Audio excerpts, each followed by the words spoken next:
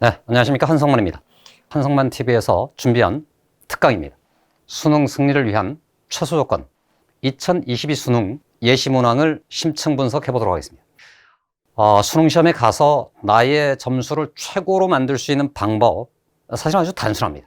개념 정리를 확실하게 하고 기출되었던 수능 문제들을 가지고 우리의 시험 범위에 맞는 문제들을 확실하게 곱씹으면서 정돈하라. 그러면 반드시 당신의 점수가 최고가 될 수밖에 없다. 이건 절대적인 지론입니다. 다만 기출문제를 풀어나갈 때 시험의 형식 자체가 과거의 수능 문제하고 동일하다면 그냥 그때 나왔던 그 해의 수능 기출문제를 그냥 전문항으로 뽑아다가 그걸 풀어보면서 실전 연습도 할 수 있습니다. 그죠? 그런데 돌아오는 수능, 2022학년도 수능은 과거하고는 다른 구조가 생겼습니다. 그러니까 당연히 구조에 대한 분석이 1번입니다. 문항들의 배치가 어떻게 생겼는지 그 구성이 변했다는 겁니다. 그럼 구조를 분석하고 나면 자연스럽게 실제 내가 시험에 임했을 때에 문제를 풀어나가는 순서가 달라질 수 있고 동시에 시간의 디자인도 달라집니다. 이 말 이해가시죠? 네. 두 번째는 도대체 문제들의 난이도는 어떻게 될 것인가? 이 난이도에 대한 분석을 거쳐서 두 개의 주제입니다. 가장 어려운 문제들은 도대체 어디서 나오는지, 그러니까 어디에 주목해야 되는지, 그 다음 최고난도 문제가 아니더라도 변별을 요하는 문제들이 등장합니다. 집중해야 될 주제들을 선정해보고 그 문제들을 어떤 식으로 공부해 나갈 것인지 이것들을 점검해 봐야 된다. 다 되시죠? 네. 어쨌든 여기에 집중해서 분석을 해보겠습니다. 전제가 있습니다. 여러분 22번까지는 공통문항이죠. 그죠? 공통문항이란 말은 수험생들 누구도 다 이미 공부를 충분히 해놓고 있는 상태입니다. 공감이 되나요? 이미 고등학교 3학년 학생 입장에서는 내신 시험을 거쳐서 충분한 양의 문제를 풀어왔습니다. 물론 아직 그 2학년 과정에서 헤매다가 공부가 제대로 안 된 친구들은 이제 다시 마음을 잡고 공부를 해야 되겠지만 그렇지 않은 친구들은 대체로 다 저 공부에 일단은 되어 있습니다. 그렇다면 현재까지 공개된 수능, 그에 대한 모델로서의 가장 핵심적인 표본 단 하나입니다. 이 강의를 보기 전에 여러분 손으로 직접 1번부터 22번까지 시간을 재가면서 풀어봐야 됩니다. 그러면 당연히 내 취약점이 어딘지, 어떤 문제 앞에서 시간을 허비하게 됐는지, 어떤 문제 앞에서 내가 틀리게 됐는지 이 이유를 따져 물을 수 있고 내 공부의 출발선을 삼을 수 있습니다. 따라서 이 강의 현재까지 듣고 나서 풀지 않은 친구는 반드시 멈추고 내 손으로 풀어보고 다시 강의를 시청하시기 바랍니다. 시청 금지입니다. 풀어보지 않은 친구들은. 자, 그렇다면 진짜 문제 속으로 들어가 보겠습니다. 사고 실험을 한번 해봤습니다. 여러분 사고 실험이 뭔지는 아시죠? 그러니까 선생님이 학생은 아니잖아요. 그죠? 네. 선생님이 이 분석을 하기 전에 다음과 같이 선생님 머릿속을 정돈해 봤습니다. 나는 고등학교 3학년 현재 시점의 상위권이다. 즉 내가 2학년 여러 가지 모의고사 등등을 통해서 전국 100분위가 대략 97 정도 된다고 계속해서 선생님 스스로를 세뇌시켜 봤습니다. 그럼 그 정도의 친구들이 수학을 어떻게 공부해 왔는지, 문제 앞에서 어떻게 행동을 하는지를 선생님 스스로가 빙의를 해서 그대로 한번 풀어봤습니다. 100분이 97이라고 하니까 어떤 친구들께서는 좌절적일지 모르겠습니다만은 현재는 출발점입니다. 그러니까 현재 내 성취도가 100분위 기준 90이 된다 해도 최선의 노력을 다해서 그 시점까지 가면 어차피 수능시험이라는 것은 지금부터 그때까지 공부가 남겨져 있는 과정이기 때문에 그걸 전제로 하시고, 다만 지금 시점에 그 정도인 친구가 공통문항에 그대로 들어갔을 때 어떻게 되는지 이걸 한번 해봤다는 겁니다. 이해가시죠? 자, 1번부터 21번까지, 즉 22번을 남긴 채로 1번부터 21번까지를 최대한 집중해서 풀어봤습니다. 그 결과 시간은 30분, 그러면서 14번, 15번 이 두 문제가 어찌 풀리냐에 따라서 저 시간이 달라질 수 있다는 것을 확인했습니다. 이따 집중 분석할 두 문제가 되겠습니다. 22번, 구조 분석을 아까 설명드렸는데 어쨌건 22번까지 공통문항이고 22번 문제가 최고난도 문제가 됩니다. 그럼 최고난도 문제 앞에서 나는 처음부터 이 문제에 도전할 건지 그게 아니고 건너뛰어서 23번부터 쭉 풀고 나서 최후의 문제로 넘길 것인지 이런 선택이 필요해집니다. 단연코 여러분 선배들이 지금까지 해왔던 역사, 선생님 생각에도 이 친구로 빙의를 딱 해보면 저 문제는 손대지 말고 체크하고 지나가는 것이 좋겠다고 생각했습니다. 시간은 현재 빵분입니다. 그죠? 최후의 시간으로 남겨놨습니다. 몇 페이지를 넘기면 내가 선택한 것에 따라서 확통, 미적, 기하가 순서대로 배치되어 있습니다. 23번부터 30번까지를 또 도전해봤습니다. 그랬더니 여기는 아직 선택 과목이니까 어떤 친구는 2학년 때 공부를 해서 맞춰 있는 친구도 있고 3학년 과정이라 아직 다루지 않은 친구도 있어서 여러분의 현재 시점에서는 빙의가 안 돼요. 그 대신에 1학기 과정에서 지금까지 공부해왔던 리듬을 충분히 유지한 어떤 친구를 가정해봤습니다. 3학년 1학기 내신 시험까지를 다 통과한다는 전제하에 그리고 현재 성취도가 떨어져도 결심을 하고 상위권 친구들이 공부하는 것보다 배가 된 노력을 한 친구가 된다면 그렇다면 20분 정도 안에 확률통계 문제도 미적분 문제도 기하 문제도 풀어졌습니다. 그 문제들 안에도 어쨌든 고난도 문제가 있을 텐데 여러분 다 아는 것처럼 30번 문제는 어느 선택 과목이 되더라도 고난도 문제가 될 거라고 예상되고 있고 설명을 이미 다 들었을 거라고 생각합니다. 여튼 그렇다면 이 문제를 체크했어요. 그죠? 50분이라는 시간이 걸렸고 체크된 문제가 2문제라면 나에게 남겨진 시간이 50분이고 2문제랑 싸우면 됩니다. 그럼 당연히 한 문제당 걸리는 시간이 너무나도 넉넉하잖아요. 그죠? 어쨌든 그런 마인드로 이 시험이 임해지더라. 그렇다면 여러분이 풀어봤을 때는 과연 2문제를 제외하고 이만한 시간이 그래서 50분이라는 시간이 확보될 것인가? 만일에 양보를 해서 여기서도 5분씩을 더 쓴다면 총 60분이라는 시간 안에 2문제를 남겨놓을 수 있는 상태로 진입하게 됩니다. 다시입니다. 몇 분이 남겨져 있다고? 40분이라는 시간이 남겨져 있고 2문제가 남는다. 그렇다면 마킹하는 시간, 내가 좀 애매해서 다시 한번 풀어보는 시간 최대한 고려하더라도 한 문제당 대략 최소한 10분 이상의 시간을 거기다가 투여할 수 있다. 이게 우리가 돌아오는 수능, 그곳에서 현실화시키고 싶은 모습입니다. 다 공감이 되시죠? 네. 그럼 진짜로 이만한 시간 안에 해결이 되는가? 이걸 한번 따져봐야 될 거 아닙니까? 네. 그래서 우선 제1탄 공통문항에 도전해 보겠습니다. 세세한 문제들을 다 풀어드리진 않고 제가 해봤던 과정들을 묘사해 드릴 테고 그중 핵심적인 문제들에 대해서는 몇 개 문제를 골라가면서 설명을 드리도록 하겠습니다. 도전! 제1페이지입니다. 시작하면서 후 하고 봤더니 쉬워요. 답 보여요. 그죠? 땅. 보여요? 땅. 식을 한번 쓰고 대입했어요. 정리했더니 답이에요. 땅. 시각적 효과에 따라서 그냥 계산이 돼요. 땅. 해서 제1페이지에 걸린 시간 1분이 되었습니다. 여러분들은 얼마만큼의 시간이 걸렸는지 모르겠습니다. 어쨌든 다음 페이지로 넘어가겠습니다. 2페이지입니다. 5번 받습니다. 제곱하면 되겠네라고 생각하고 연산을 수행했습니다. 땅. 6번입니다. 적분하면 되고 2번 대입하면 되겠네 하고 연산을 수행했습니다. 땅. 7번 같습니다. 그 함수를 그냥 만들었습니다. 그냥 거의 무슨 교과서에도 나오고 시중에 널려있는 문제들이 있습니다. 절대값을 씌우고 계산을 해봤더니 답이 나타났습니다. 땅. 그렇다면 이 세 문제를 푸는데 걸리는 시간도 대략 1분, 양보해서 30초까지를 소요할 수 있습니다. 되시죠, 여러분? 네. 그러니까 당연히 여러분 손으로 직접 풀어보고 이거랑 가늠해보고 있어야 된다는 얘기입니다. 다음입니다. 8번 같습니다. 그래프를 그려서 풀 수도 있고 그냥 방정식을 푼 후에 X좌표 2를 찾아서 답을 낼 수도 있습니다.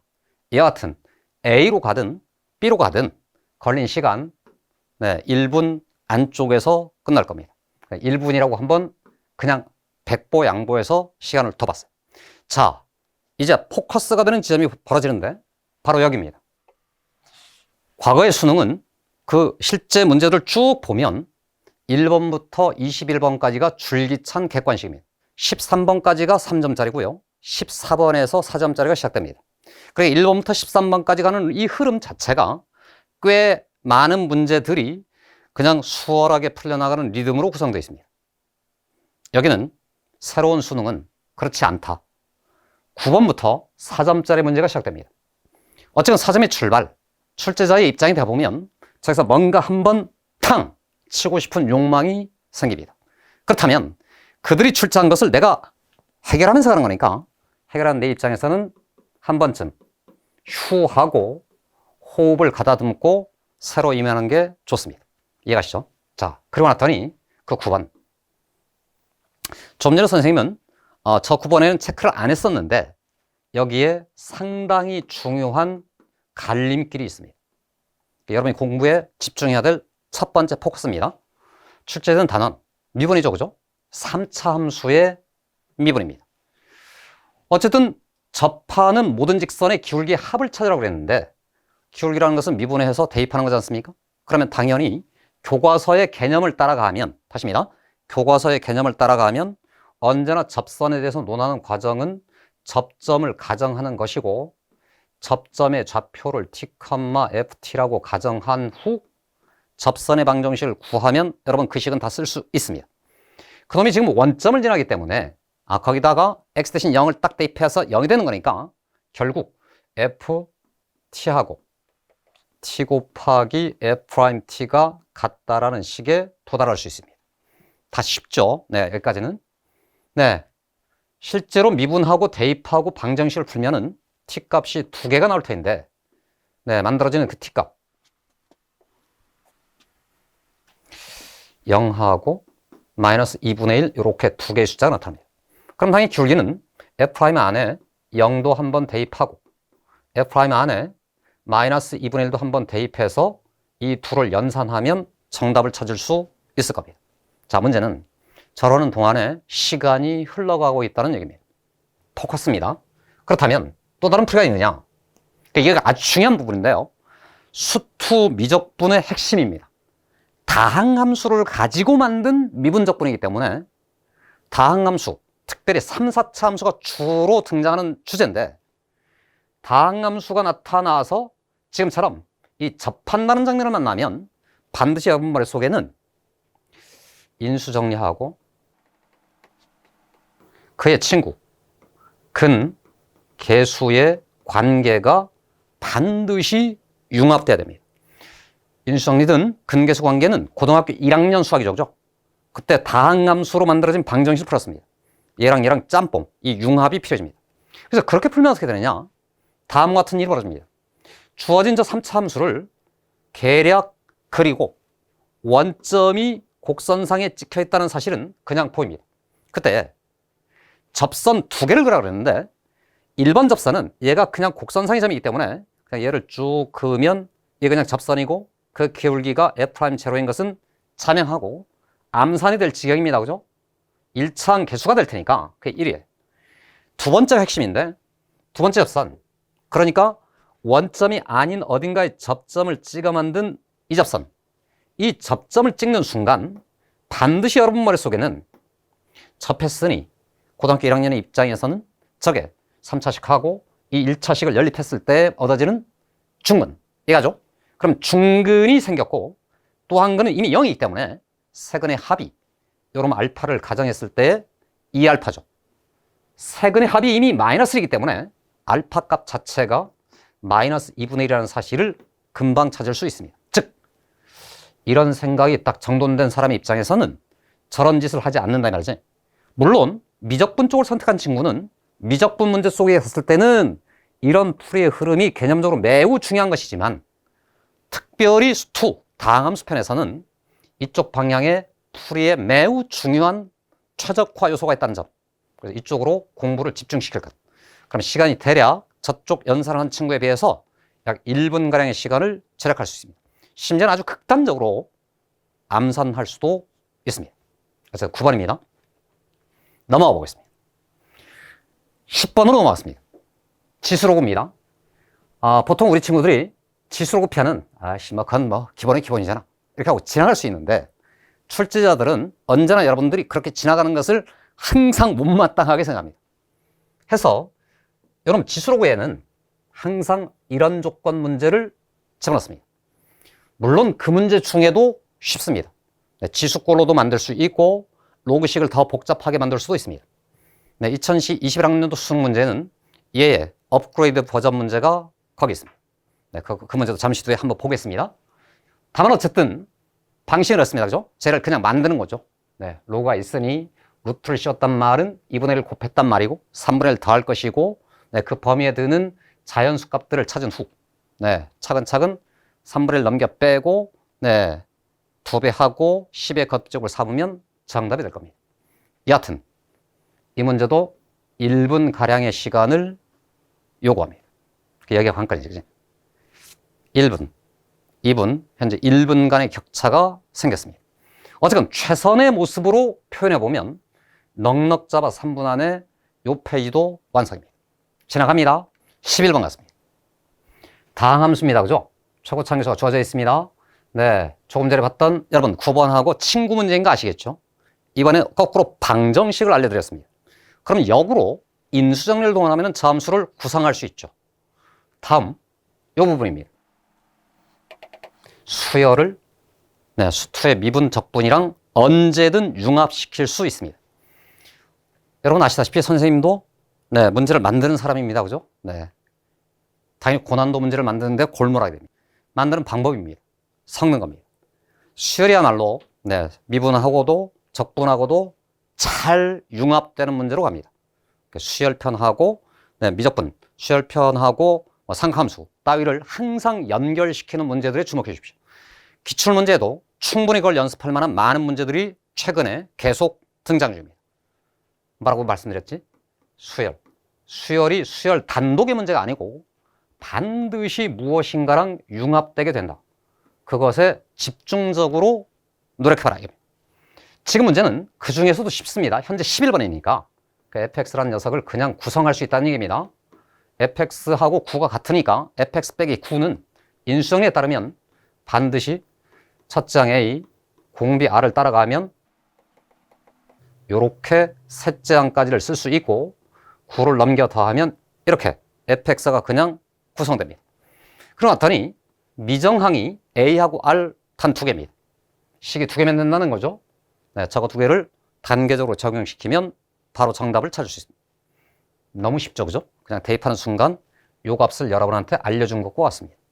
그것을 그대로 집어넣으면 얘가 지금 아마 2가 될 텐데요. 요 부분의 처리도 2 곱하기 R입니다 해서 그냥 이제 미분하면 정답입니다. 곱의 미분도 다 아는 겁니다.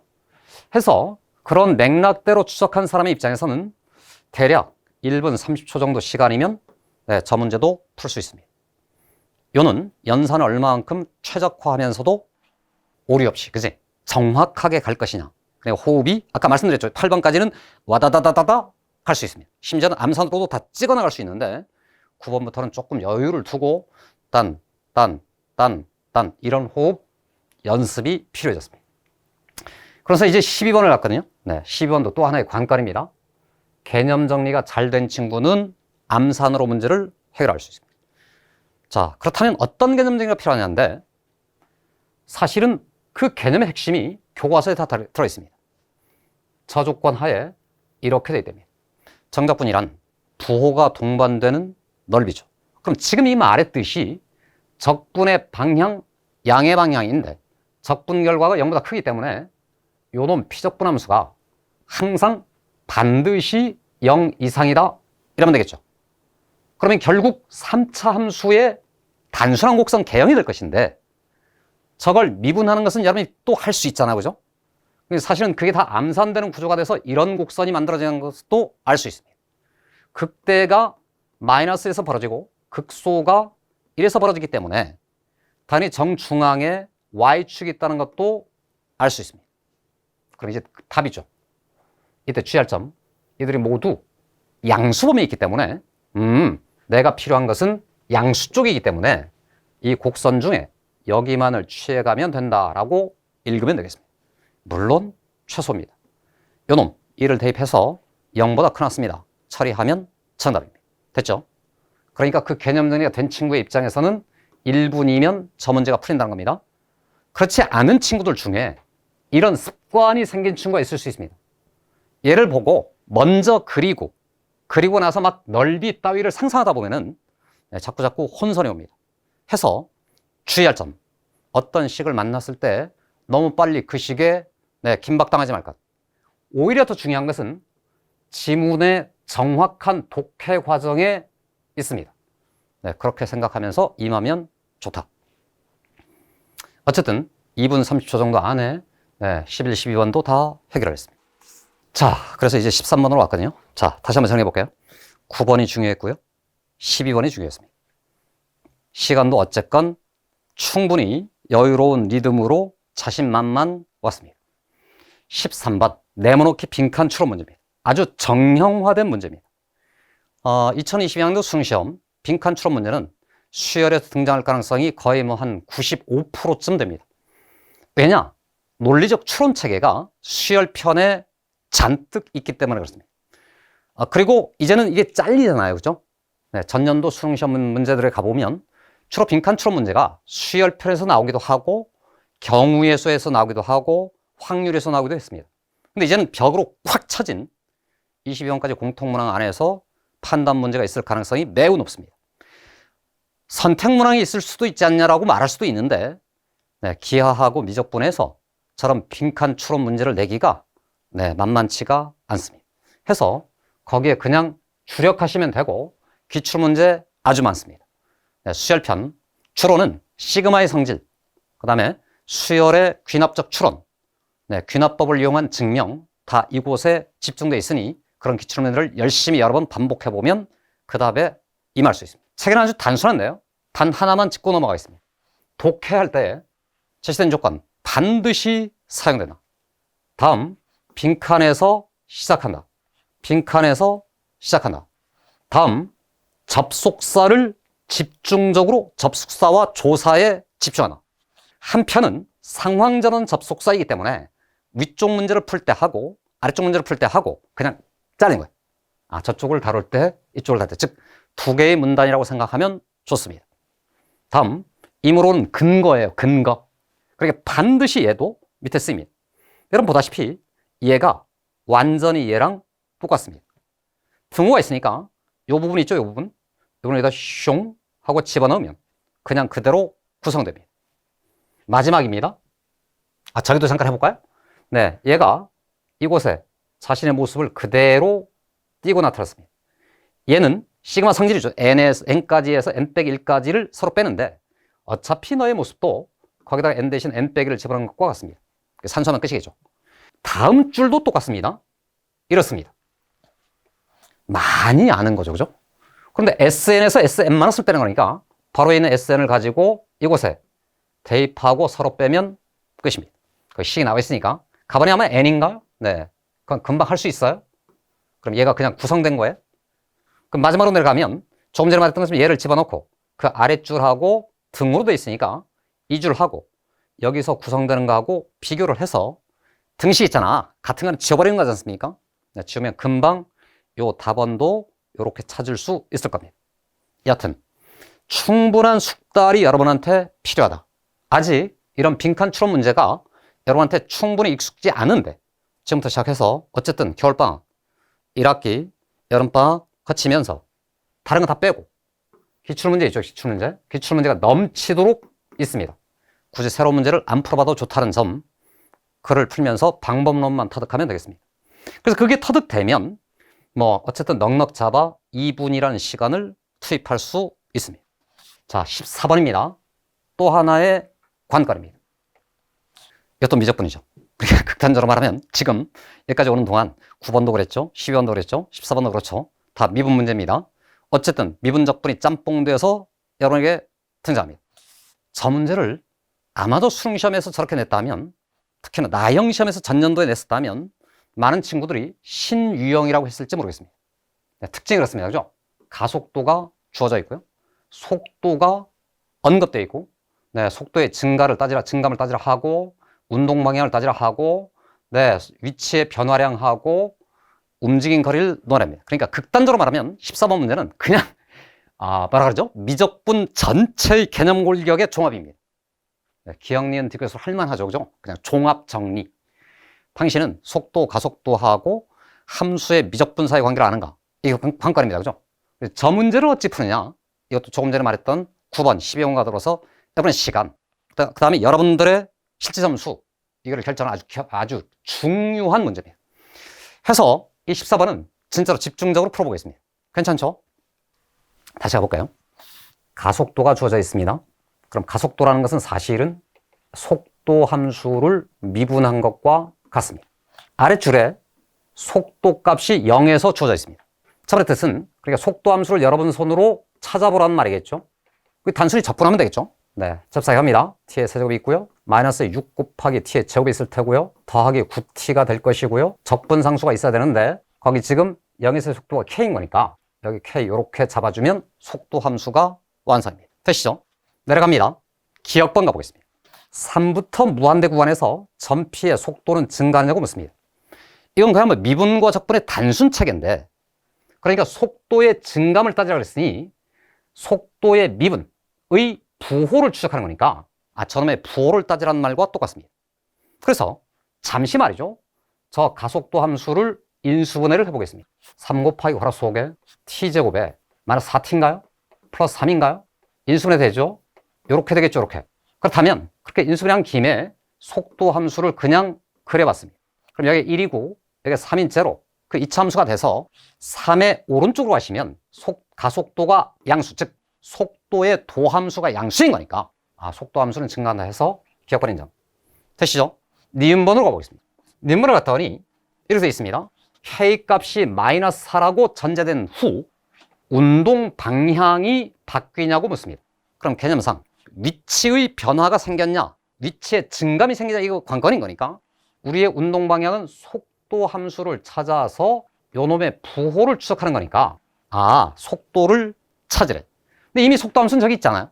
가속도를 그려넣었잖아요. 가속도가 속도 함수의 도함수인 거니까 우리가 도함수로부터 원래 함수를 그려나가는 그 구조를 생각해 보면 여기 양에서 음문을 거쳐 양수가 됐으니까 증가해요, 극대를 찍어요, 감소해요, 극소가 와요, 다시 증가해요, 극대가 됩니다, 극소가 됩니다 해서 이렇게 3차 함수를 그릴 수 있습니다.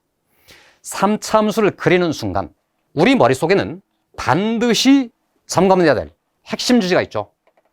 여기를 끌고 내려오면 반드시 이 3차 함수는 이 점에 대해서 대칭이고, 극대랑 동일한 위치에서 수평선을 그으면 이 지점, 동일한 맥락대로 극소에서 수평선을 쭉 건너가서 포착한 이 지점 있죠.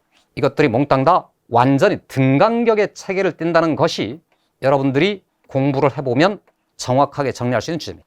해서 여기 좌표 1인가요? 여기 표 3인가요? 여기 2인가요? 그럼 여기 4인가요? 여기 제로인가요? 그러니까 여기 Y축이 있나요? 네, 우리의 운동은 T가 0보다 큰 범위니까 얘가 곧 저 체계를 따라서 얻어낸 속도 함수가 되어 있습니다. 됐죠? 그랬는데 0에서의 속도 값이 K라고 했으니까 여기 K를 살짝 써봤습니다.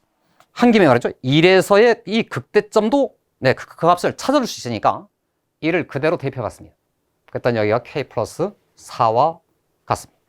그럼 이제 다 풀린 거 알겠죠? 보다시피 K가 마이너스 하지 않습니까? 너 빵이네. X축이 쭉 요렇게 그어졌다는 얘기입니다. 그렇다면 부호가 말이지, 속도의 부호가 음에서 양으로 바뀐 거죠. 그러면 한마디로 하면 운동 방향이 음으로 가다가 양으로 한 번 바뀐 거니까 두 번이 아니고, 그래서 틀렸습니다 해서 니은번을 지워버리면 되겠습니다. 됐죠? 자, 그랬더니 출제자께서 다음 단계로 내려가요. 디귿입니다. 0부터 5 사이에서 위치의 변화량과 이동 거리를 갖도록 하랍니다. 이거야말로 또한 교과서의 기본 개념이죠. 우선 위치의 변화량이라는 것은 그대로 속도 함수의 적분이기 때문에 0에서 5까지 VT의 DT일 겁니다. 당연히 움직인 거리라는 것은 위치 변화가 아니기 때문에 그 속도 함수를 반드시 절대값으로 씌워서 적분한 거랑 똑같아집니다. 됐죠? 그랬더니 말이죠, 이 절대값의 적분은 항상 양수잖아요. 그럼 얘네들이 같대. 그렇다면 이건 또한 개념 체계죠. 반드시 해당하는 구간 0부터 5까지 구간에서만큼은 주어진 속도 함수가 0보다 크나 같아야 된다. 이것 또한 교과서의 아주 핵심적인 주제가 있습니다. 자, 이렇게 하고 봤더니 12번하고 14번하고 거의 정신이 비슷해. 되죠? 그러니까 다항 함수 편이 매우 복잡한 구조가 아니고 개념체계는 매우 심플하다는 얘기입니다. 그림이 다 그려져 있잖아요. 그럼 얘가 0보다 크나 같으면 되는 거죠? 그래서 정답이네 해서 D급번을 체크했습니다. 자, 어쨌든 공부의 흐름대로 그 말의 뜻이 이런 관계로 생겨봤다.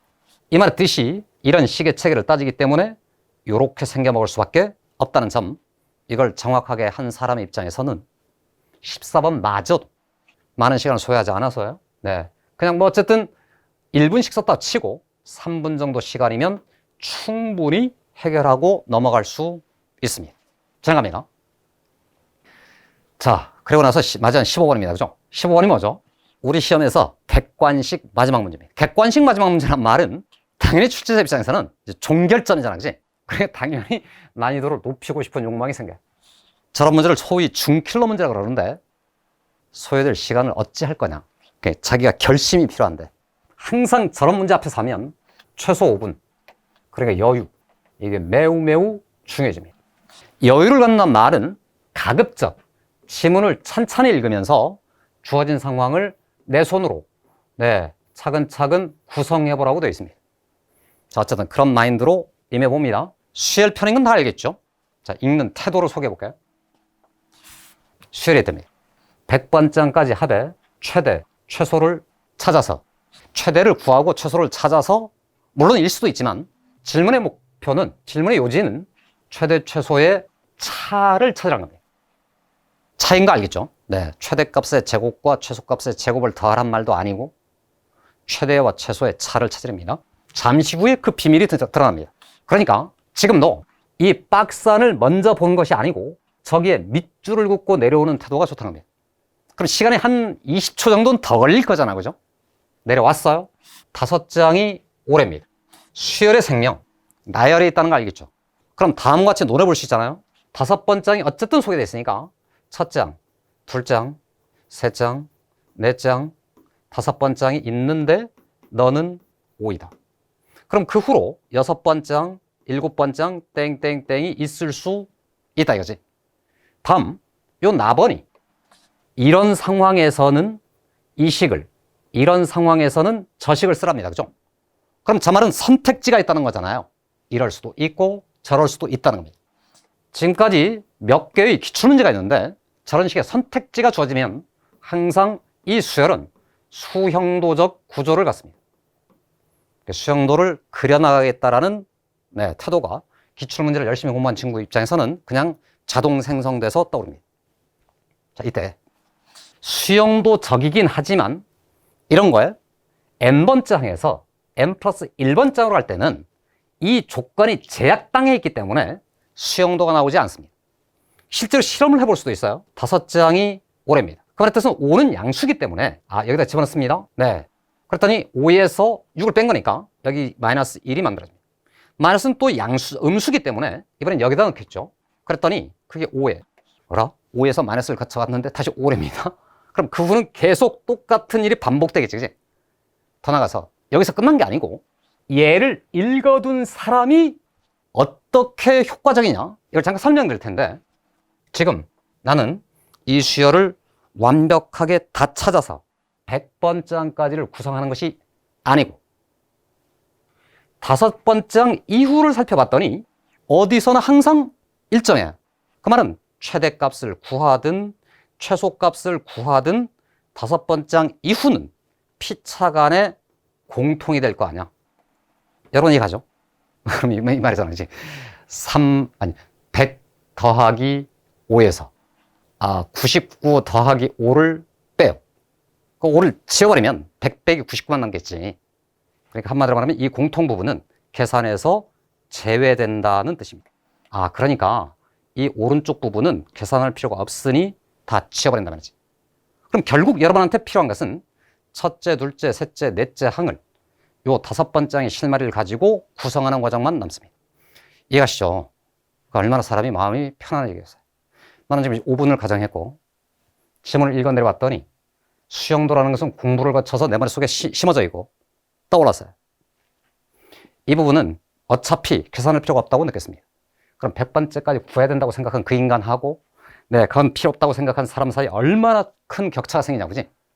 그럼 시간이 대략 2분이 흘렀다고 가정해 볼까요? 이제부터는 5번째부터 역추적해서 첫 번째까지 가는 수영도의 그림이 필요해졌습니다. 거의 극단적으로 말하면 중학교 1학년이 하는 주제입니다. 한번 해볼게요. 과정에 주의해야 될 한두 개의 요소가 있습니다. 화면을 말이지 이렇게 구성해 나갈 수도 있지만 뒤집어도 되겠죠, 그죠? 그래서 이렇게 해보겠습니다. 5번장이 올해입니다. 여기서 4장을 찾아보시고, 3장을 찾아보시고, 2장을 찾아보시고, 첫 장을 찾아나가는 여행을 한번 떠나보겠습니다. 수영도 적이라고 했으니까 이렇게 가지를 화면을 크게 보고 구성하면 좋습니다. 여러분 시험지가 이렇게 되어 있죠. 요 밑에 이제 여백이 쭉 있으니까 거기를 구성해도 좋습니다. 도전에 무슨 소리냐? 이제는 역추적이기 때문에 사고의 체계가 이렇게 가는 거예요. 이해갔지? 그러니까 저 자리에 5를 넣어요. 그럼 당연히 4장이 이렇게도 구성되고 이렇게도 구성된단 말이지, 그치? 그럼 얘가 5라면 얘는 더해서 6을 더할 거 아닙니까? 그렇게 한마디로 말하면 역으로 간다는 말은 6을 더하며 갈 수도 있고 3을 넘겨 빼고 마이너스로 나눌 수도 있잖아, 그치? 그러면 3을 빼시고 마이너스 2로 나누면서 계산할 수도 있다는 뜻입니다. 이건 어쨌든 뭐 그냥 사고 안에 있으니까 그냥 그렇게 읽어두면 되겠습니다. 해서 5에서 6을 더하여 11이라는 수를 찾을 수 있고요. 5에서 3을 빼고 2로 나누면 마이너스 1이 나타납니다. 이때 반드시 잊지 말 것은 검증이 필요합니다. 왜? 이렇게 되어 있다는 거지. 그러니까 저렇게 구성한 후 한 번쯤은 이 방향의 검증이 필요해. 11에서 5로 갔는데 6을 뺐지, 그지? 너 양수야? 이렇게 묻는 겁니다. 그렇습니다. 인정.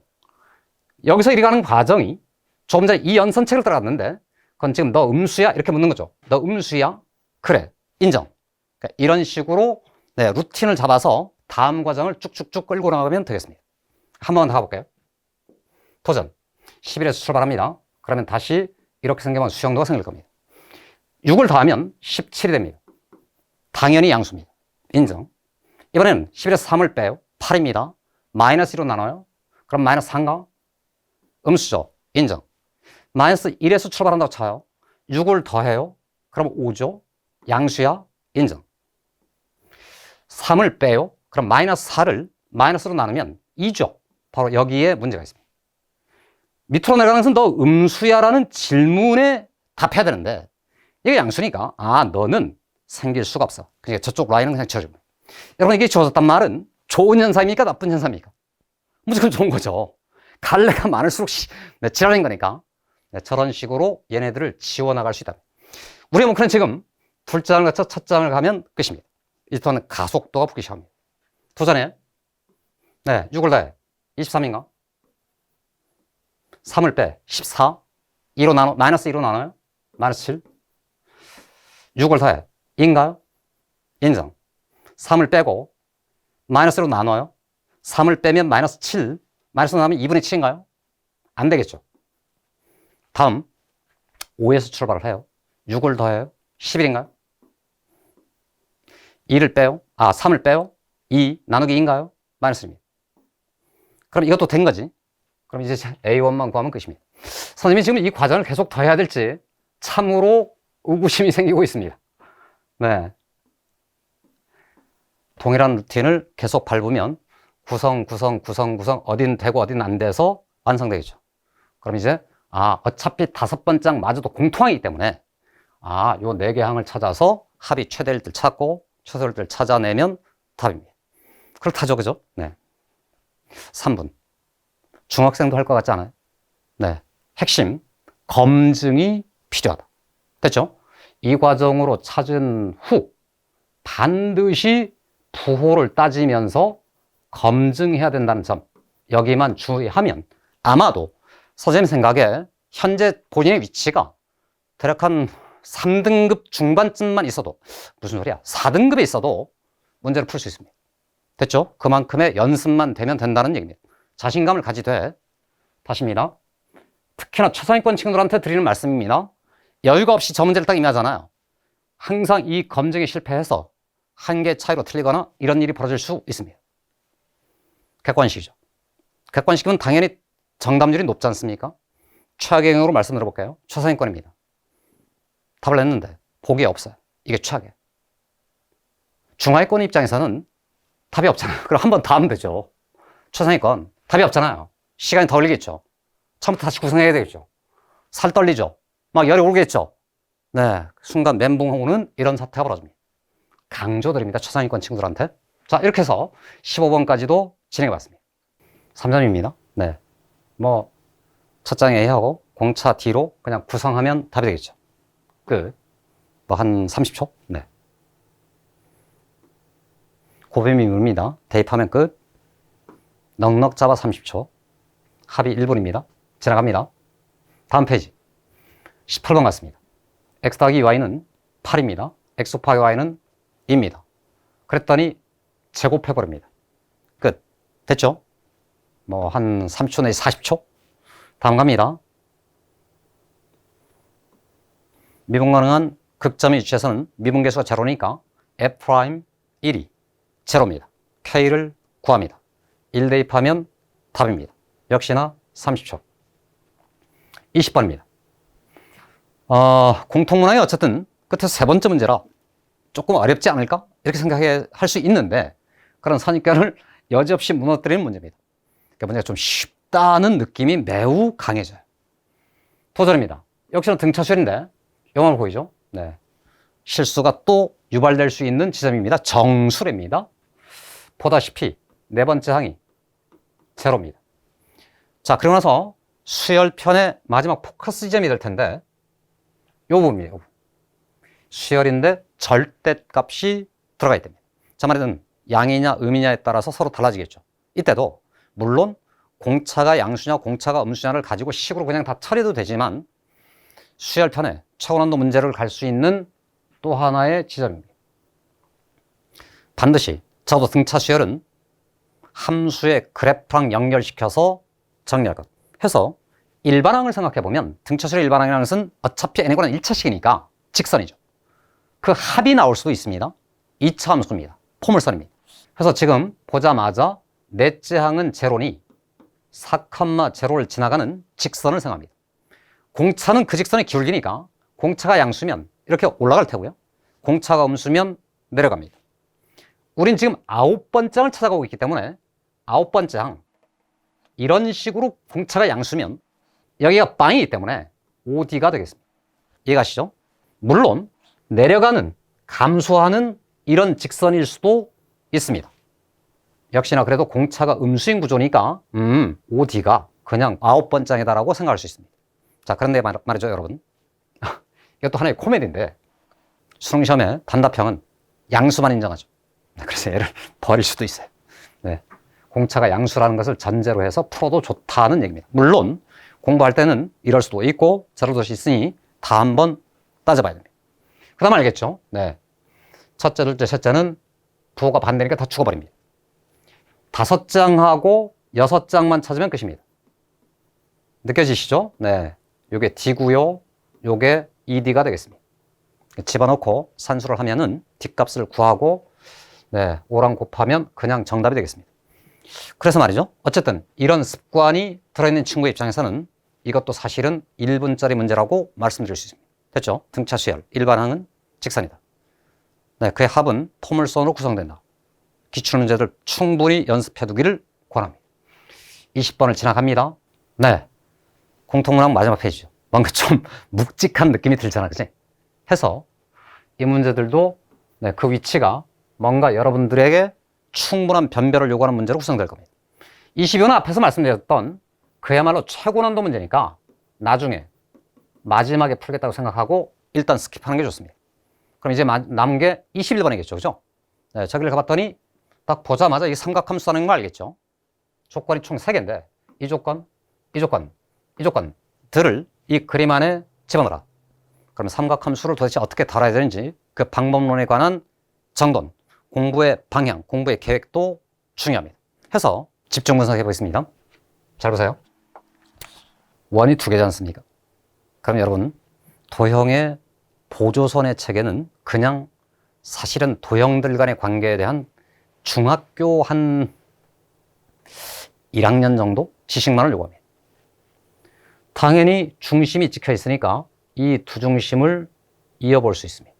그러라고 조건이 주어져 있어요. 1번. 두 번째, 그럼 이 조건들의 형태는 뭐냐인데 교과서에 나오는 그림입니다.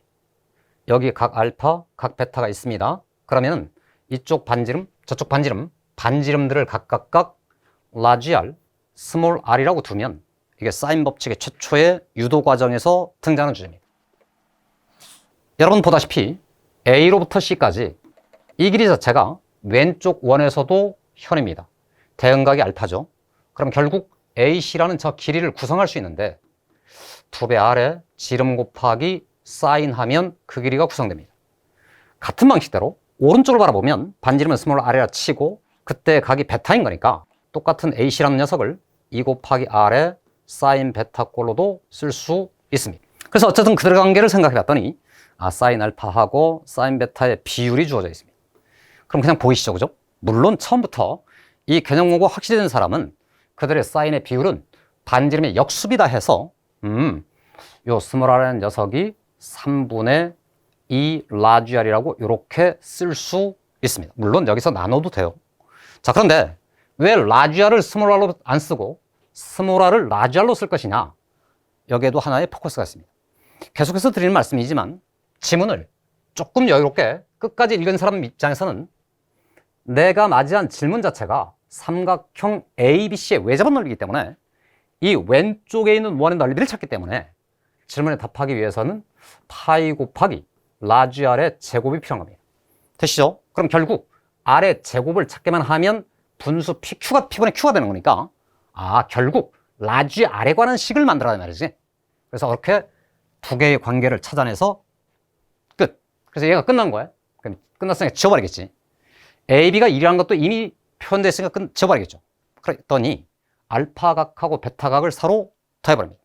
그럼 이제 남은 것은 도형이 만들어낸 이 관계로부터 이 점 찍혔는데 왼쪽 권에 주목해 봤더니 이렇게 원주를 연결한 저각을 우리는 원주각이라고 하고 이런 중심 O를 찍고 보면 거기서 A를 쭉 이어가요. 당연히 C까지도 쭉 이을 수 있습니다. 그런 순간 원주각과 중심각의 관계를 따라서 요각 각각이 서로 같고 저들의 합이 여러분의 2배입니다. 그러니까 저 위쪽 각만 쓰면 이게 알파다 이 말이죠. 그치? 그 동일한 방식대로 오른쪽 바라봐도 베타는 원주각.